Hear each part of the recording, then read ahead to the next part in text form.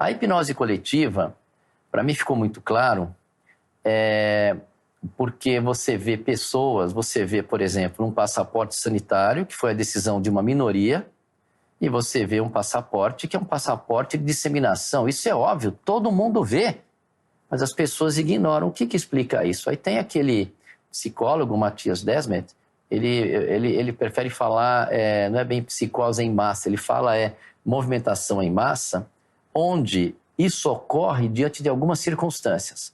Quando 65% de uma população está se sentindo isolada, e aí vem uma minoria e cria, vamos dizer, no caso foi um problema, um medo do Covid, você atrai essas pessoas porque elas se sentem conectadas, elas não se sentem mais isoladas. Supre uma necessidade psicológica.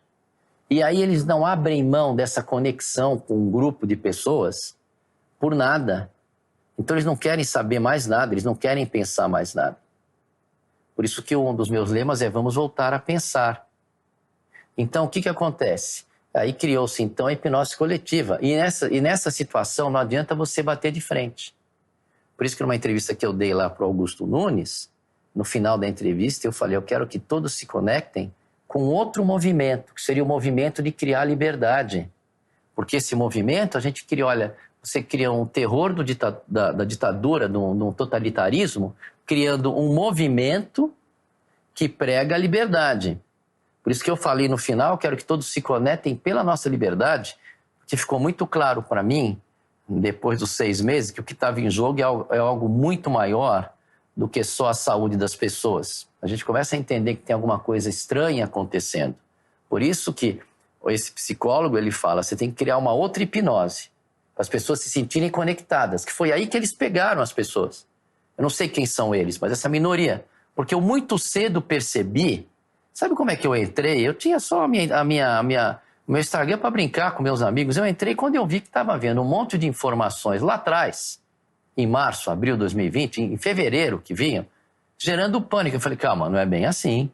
Aí eu comecei a falar e vi que as pessoas começaram a seguir. Meu Instagram era fechado. Aí eu comecei a abrir o Instagram. Aí eu comecei a perceber, depois de um tempo, que a geração de pânico era proposital. E me lembrei muito, aliás, eu escrevi, preciso mandar um livro para vocês, chama Desejo Eu Realizo. Eu escrevi, me lembrou muito em 2009, e aí já começamos a tentar imaginar, isso é especulação, não sei se é verdade ou não, mas em 2009 eu vi a primeira vez o movimento mundial de geração de pânico com a gripe suína.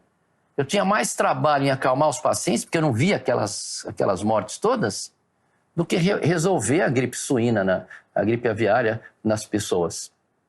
Por que isso? Eu via que eu não entendia porque o jornal ficava mostrando, aumentou o número de casos, aumentou o número de casos.